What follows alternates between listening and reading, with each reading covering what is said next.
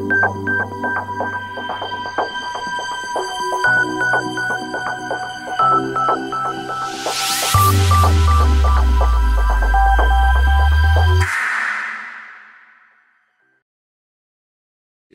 vous remercie beaucoup d'être présents aussi nombreux pour la présentation de ce rapport sur l'impact des technologies de l'information et de la communication sur les conditions de travail. Un sujet passionnant, c'est du moins ce qui nous a semblé, en tout cas qui occupe une place très importante et de plus en plus importante dans l'évolution de la vie des salariés au sein des entreprises, dans l'évolution des entreprises elles-mêmes, dans les relations sociales aussi. Je suis très heureux, en tant que directeur général du Centre d'analyse stratégique, qu'on ait pu faire ce travail de manière tout à fait partenariale avec la Direction générale du travail, qui est représentée aujourd'hui par son directeur, Jean-Denis Combrexel, cher Jean-Denis. Longtemps, les nouvelles technologies de l'information ont été perçues comme quelque chose à la fois de très positif sur la charge de travail, les conditions de travail, et aussi pour la productivité et la productivité des entreprises. Ceci dit, comme l'a montré d'ailleurs le rapport récent qui avait été fait par Lachman, Pénicaud et Larose sur la question des conditions de travail, on s'aperçoit qu'il y a un lien extrêmement étroit entre les nouvelles technologies de l'information et les conditions de travail. Il y a une question qui est, je pense que c'est un peu le message général de ce rapport, c'est qu'il y a un lien très étroit des conditions dans lesquelles le management utilise bien ou mal, en quelque sorte, ces technologies de l'information qui a une incidence directe sur les conditions de travail. Autrement dit, un mauvais management peut correspondre des mauvaises utilisations des technologies de l'information, et à l'inverse, les technologies de l'information peuvent être utilisées comme un outil, un atout extrêmement important en matière de bon management. C'est-à-dire que dans un certain nombre de cas, ça peut aboutir à une augmentation de l'autonomie. À l'inverse, ça peut aboutir aussi, parfois indirectement, à une réduction de l'autonomie des salariés. Donc là, on voit bien que les technologies ne sont pas en soi neutres et que la question du management est quelque chose d'extrêmement important. Le professeur Jean-Emmanuel Ray est là, je pense qu'il ne me démentira pas. Il y a la question de l'effacement de la frontière entre la vie privée et la vie professionnelle, qui joue pas simplement d'ailleurs pour les cadres, mais pour un certain nombre de salariés qui utilisent ces technologies de l'information. Il y a la question de la surinformation. Là, vous verrez dans le rapport qu'il y a des entreprises qui ont fait des analyses assez fines du nombre, par exemple, de mails qui sont reçus par un salarié ou par un cadre, et du temps qui est consacré à la gestion de ces mails, et dont une partie non négligeable sont parfois des mails totalement inutiles, ou en tout cas très peu utiles. Et un temps non négligeable parfois des salariés est consacré justement à la gestion de cette surinformation qui parfois n'est pas très utile, ni pour le salarié, ni pour l'entreprise. Quand on regarde les statistiques, on s'aperçoit que en France, et notamment, un nombre très important d'entreprises sont maintenant totalement équipées, et que si on regarde par exemple les chiffres des connexions à Internet, on s'aperçoit que quasiment 95%, voire tout près de 100% des entreprises ont une connexion à Internet. Donc on pourrait dire que l'ensemble des salariés sont concernés directement par les technologies de l'information. En réalité, là aussi, il y a une petite nuance à apporter, c'est-à-dire que ce n'est pas parce qu'une entreprise dispose de tous les logiciels et de toutes les connexions à Internet possibles que tous les salariés sont directement concernés par l'utilisation des technologies de l'information. Donc il y a une part non négligeable de salariés qui tourne à peu près autour de 30%, qui, bien qu'étant dans des entreprises disposant de tous les matériels et tous les logiciels possibles, sont en réalité sensiblement marginalisés par rapport à ces technologies. Donc il y a la question de savoir dans quelle mesure les technologies peuvent parfois avoir pour effet d'accroître les inégalités ou d'une certaine façon marginaliser un certain nombre de salariés. Je crois que le message qu'on essaye de porter à travers ce rapport, c'est de dire il faut que les choix informatiques soient directement intégrés dans les choix de management. Et donc il ne faut pas simplement s'interroger sur les conséquences des technologies de l'information en termes de management et de conditions de travail, mais il faut intégrer les technologies de l'information dans les choix de management et de conditions de travail. Ce n'est pas uniquement la protection ou la bonne condition de travail par rapport à telle et telle technologie, mais c'est qu'au moment du choix de management, on s'interroge sur l'opportunité et l'adéquation de telle et telle technologie ou de tel et tel logiciel. Je me suis amusé pendant cette brève intervention à regarder le nombre de personnes dans la salle qui pianotaient sur leur smartphone, qui est une bonne manière d'appréhender le sujet. J'avoue que même moi, j'ai regardé un petit peu. C'est un message qui est arrivé. Et effectivement, on voit bien à quel point cette question des TIC se retrouve dans finalement toutes les manifestations de déplacement, vie d'entreprise, etc. Et c'est la raison pour laquelle on s'était saisi du sujet. Alors, le Centre d'analyse stratégique a travaillé depuis un certain temps déjà sur ces questions. On avait fait un travail sur l'économie numérique en 2009, sur le fossé numérique en 2011. On poursuit ce travail en 2012 avec une réflexion sur l'impact des TIC sur le travail au sein de la sphère publique. C'est un travail d'ensemble qu'on a appelé Agent public 2.0 et qui portera sur différentes questions qui finalement seront un peu le prolongement de ce rapport, mais au sein de la fonction publique, parce qu'on a toujours tendance à regarder ça dans l'entreprise, mais finalement la question se pose aussi pour les fonctionnaires, en même temps avec des questions qui sont pas tout à fait identiques, parce que les relations sociales ne sont pas de même nature, parce qu'il y a des enjeux de relations entre l'usager et les services publics, par exemple, des enjeux aussi de disponibilité des données publiques, c'est le chantier Open Data, et donc on va essayer de balayer l'ensemble de ces sujets dans ce chantier sur Agent public 2.0. Tout l'enseignement de ce rapport, c'est que les TIC, c'est d'ailleurs assez évident, c'est un outil qui est tellement général dans le fonctionnement des entreprises, qui se manifeste avec une telle ubiquité que ce n'est pas en soi quelque chose de bon ou mauvais. Et même ce qui est très intéressant quand on creuse l'usage qui est fait des TIC, c'est que ça peut servir y compris des objectifs qui sont quasiment contradictoires. Et un bon exemple, c'est la dialectique qu'a évoqué Jean-Denis, contrôle-autonomie. On peut être beaucoup plus autonome si on a des outils d'Internet mobile qui permettent de travailler chez soi, aux heures qui conviennent, etc. Et ça peut être un confort et une chance. Et en même temps, les nouvelles technologies peuvent permettre de contrôler quasiment à la minute ce que font les salariés, où ils le font, comment ils le font. Ça, c'est vraiment des choix qui dépendent du secteur, qui dépendent du métier de l'entreprise, mais qui dépendent aussi des choix de management. Et ça montre à quel point c'est important de décider et de réfléchir sur comment est-ce qu'on veut utiliser les nouvelles technologies. Deuxième remarque, c'est pas seulement un équilibre à trouver entre on va exiger plus des nouvelles technologies et donc on va y perdre en termes de vie personnelle, de temps pour soi, etc. Et quel est l'arbitrage à trouver, parce qu'il y a beaucoup de cas où le fait d'aller trop loin dans le déluge d'informations, dans l'immédiateté qu'on exige des salariés en termes de réponse, finalement, elle finit par être néfaste, y compris au sens de la productivité et du résultat économique des entreprises.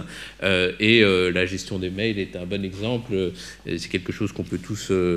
on a tous notre expérience et parfois le sentiment, effectivement, que ce flot d'informations n'est pas forcément extrêmement pertinent. Et là, je crois qu'on est vraiment sur un sujet qui est à la fois tellement général au sein des entreprises et tellement transversal avec des notions entre les questions de technologie, les questions de relations sociales, les questions de formation, les questions d'évolution de carrière, que ce serait quand même intéressant d'aller un peu plus loin sur ce que ça recouvre concrètement comme évolution au sein des entreprises. Je vous remercie infiniment de m'avoir invité à porter témoignage, non pas d'une spécialiste de la question d'éthique, de la question des systèmes d'information, ni même de la question des conditions de travail, mais d'apporter un témoignage de praticienne d'une question qui a été entamée au Crédit Agricole autour des années 2008-2009, avec une entrée sur une question de la situation des conditions de travail pour les 75 000 collaborateurs de notre entreprise. Donc en fait, la question nous a été posée, non pas par une réflexion sur ce que sont l'éthique, et je partage tout à fait ce que vous dites, c'est ni bien ni mal. La question d'éthique était embarquée déjà dans la banque depuis de longues années, vous le savez bien sûr en tant que client, mais en fait, on a été amené à se préoccuper de ce sujet à l'occasion d'un diagnostic que nous avons conduit sur la question des conditions de travail dans l'entreprise. Et ça explique aussi pourquoi c'est la DRH qui s'est préoccupée de ce sujet comme étant un des éléments majeurs de ce qui se produisait sur la situation vécue par les collaborateurs et par les salariés.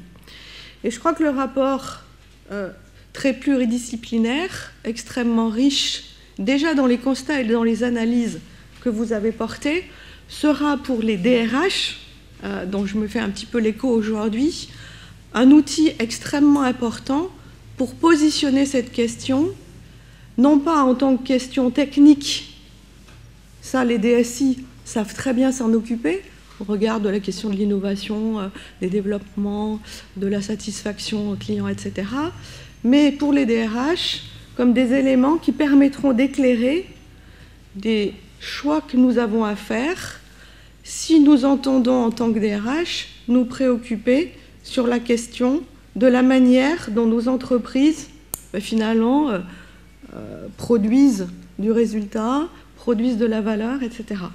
Et au Crédit Agricole, c'est ce que nous avons été amenés à faire, car lorsque nous avons travaillé sur la question du diagnostic de la situation, et en termes de démarche, c'était une démarche que nous conduisions avec les partenaires sociaux, parce que nous étions en 2008-2009 sur une négociation sur la question des conditions de travail.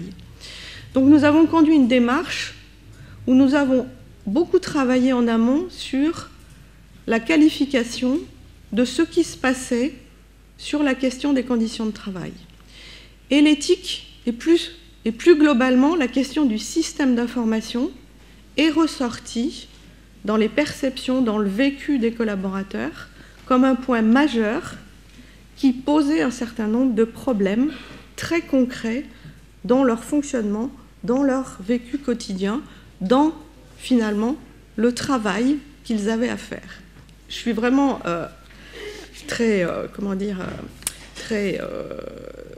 contente de voir que la formulation que nous avons prise, qui est actée dans un engagement de fond, dans un accord sur les conditions de travail au Crédit Agricole que nous avons signé en 2011, mais qui est le fruit de cette démarche conduite de 2009 à 2011, a posé le système d'information et donc l'éthique quelque part comme très concrètement, non pas une fin en soi, mais très clairement comme étant un soutien à l'activité des collaborateurs. Ce qui est exactement la première recommandation qui est portée par votre rapport. Ce qui nous a amené ensuite à aller chercher un certain nombre de causes sur le pourquoi finalement ce système d'information n'était pas un soutien dans les constats qu'on faisait, mais à la limite presque un objet à domestiquer, une contrainte. Vous en soulignez un certain nombre dans votre rapport, comme des effets.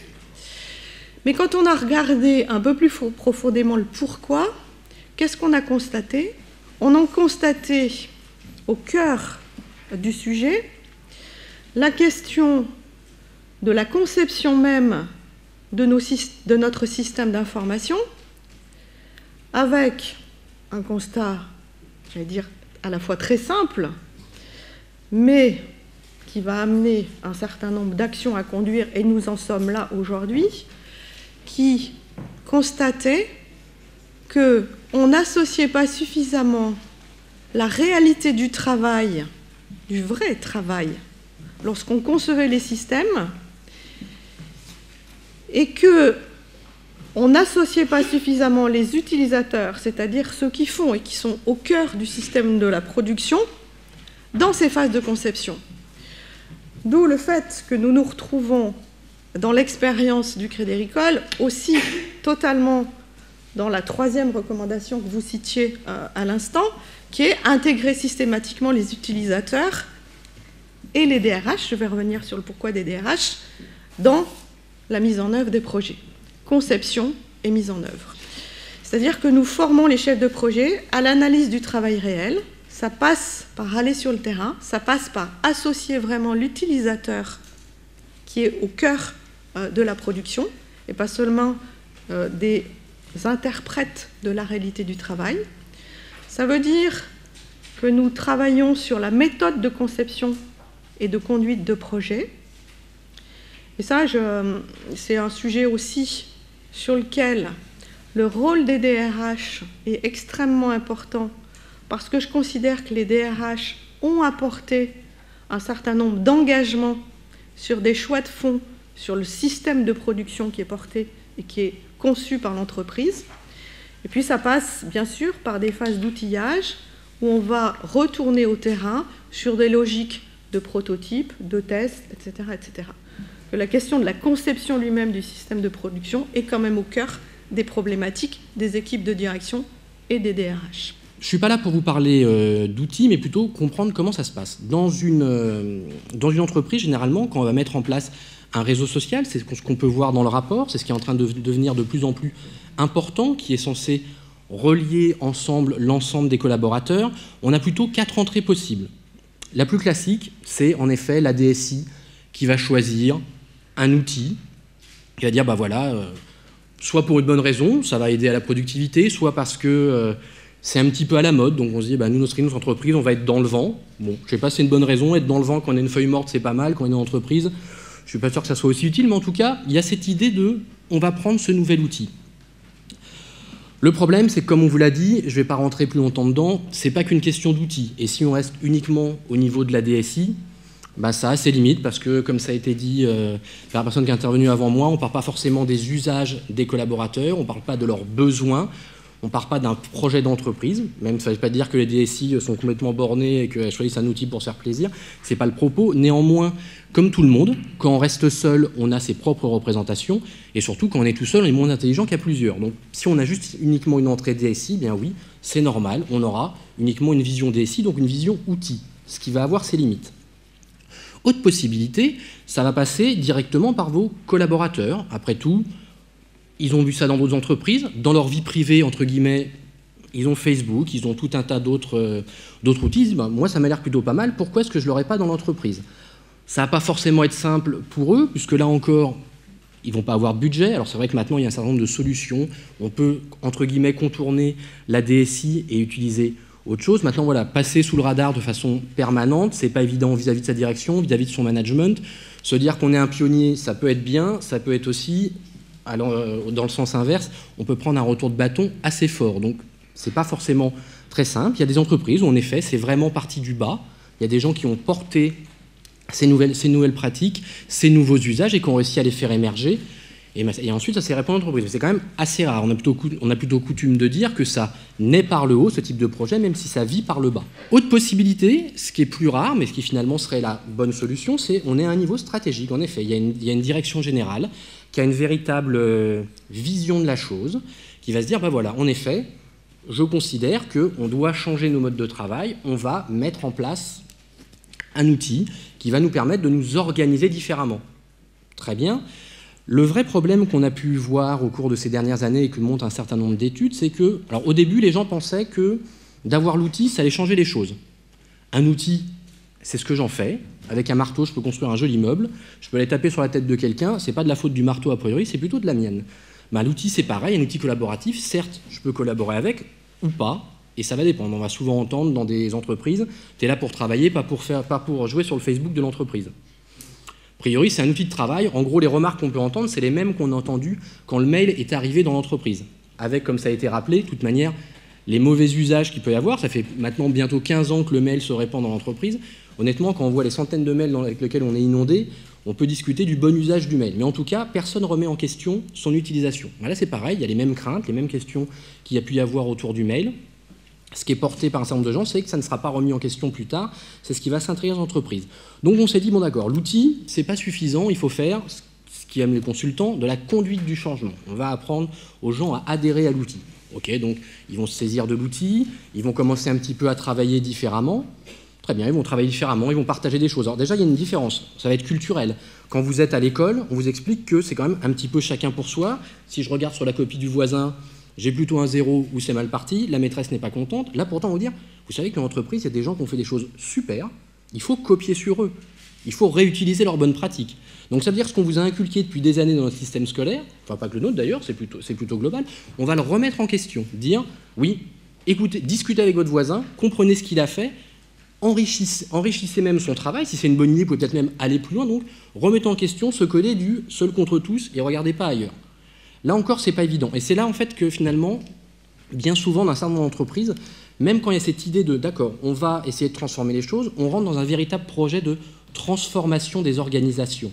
Et ça, il y a assez peu d'entreprises qui en sont vraiment conscientes. On a l'impression de mettre en place un outil, mais de se dire qu'ils vont remettre à plat l'ensemble de leur organisation, quelque part les modes de management, les process business. Donc voilà, transformer leur organisation et disent « Oh là là, mais moi je m'étais engagé à mettre un outil, à essayer de mettre un petit peu d'huile dans les rouages, mais là j'ai l'impression que la marche, elle est extrêmement haute. J'ai pas signé pour ça. » Et finalement, même les entreprises où il y a pu y avoir, dès le début, des gains assez importants, on commence à voir qu'il y a un recul. On revient en arrière. Et moi, je ne me sens pas capable, surtout en France, avec la crise, on dit « je vais plutôt rester sur mes fondamentaux, je ne vais pas prendre de risques ». Et il y a plutôt un repli. Or, on s'est rendu compte que justement, il y a un petit peu un côté tout ou rien, où on met en place une véritable transformation des modes de management pour accompagner les salariés dans leurs usages, pour leur permettre de saisir d'outils, de travailler différemment, de récompenser l'effort qu'ils vont faire, parce que malgré tout, de travailler différemment, de changer de mode de travail, de devenir collaboratif, de partager, de faire confiance. C'est pas ce qui était le plus prégnant dans l'entreprise, même si c'est plutôt un mot qu'on voit au fronton de l'ensemble des entreprises et des valeurs qui sont portées par les DRH, c'est pas forcément ce qui est vécu par les collaborateurs au quotidien. Donc il y a un vrai changement au niveau de tous les étages. Et ça sous-entend donc, et ça c'est vrai pour toutes les entreprises qui ont déjà été dans la bonne direction et pour qui ça marche, un sponsorship extrêmement fort de la part du top management. Les gens qui sont au niveau de vos codires, c'est eux qui doivent se saisir, qui doivent porter cette vision et qui doivent donner les moyens à leurs collaborateurs de pouvoir s'aligner sur cette culture du collaboratif et du mieux travailler ensemble à travers ce métier de technologie. Merci. Si j'avais un seul reproche amical à faire à ce rapport que je trouve tout à fait précieux, c'est les premiers mots, l'impact des technologies de l'information et sur les conditions de travail, c'est-à-dire celui d'une vision qui verrait les TIC comme quelque chose qui arrive en parachute et qui change tout. Moi, ce rapport m'amène à peu près l'inverse, c'est-à-dire il m'amène une compréhension de l'impact de la compréhension des questions du travail aujourd'hui sur la lecture des TIC. Donc j'ai envie d'inverser la proposition et de dire pourquoi ce travail est précieux, pourquoi est-ce que depuis que vous m'avez confié une première version, ça a commencé à être un support et un outil pour nous, c'est que au fond, vous faites un décloisonnement entre des endroits qui n'ont pas l'habitude de se parler. Vous êtes allé regarder, faire un travail de diagnostic, faire un travail de lecture, d'échange avec des chercheurs, etc., sur des zones qui ne se parlent pas forcément entre elles. Donc nous, on trouve ça tout à fait précieux et passionnant, aussi bien sur les parties de diagnostic que sur les parties de recommandations et de façon de faire, notamment parce que la conviction qu'on s'est forgée, ça fait une trentaine d'années que je suis dans des champs numériques pour faire vite, la conviction qu'on s'est forgée, c'est que le numérique n'est pas très souvent la bonne entrée pour comprendre ce qui est en train de se passer. C'est-à-dire qu'il n'y a pas si souvent que ça une causalité numérique, pas très souvent non plus une finalité numérique. En revanche, il y a des leviers que, il me semble, vous décrivez assez patiemment aux différents endroits où ça se joue. Entre la vie privée et la vie publique, entre les conditions individuelles et collectives du travail, entre le dedans et le dehors des systèmes d'information, entre le dedans et le dehors de l'entreprise elle-même, par exemple. C'est des choses qui pourraient se raconter ailleurs et autrement en enlevant complètement l'aspect TIC.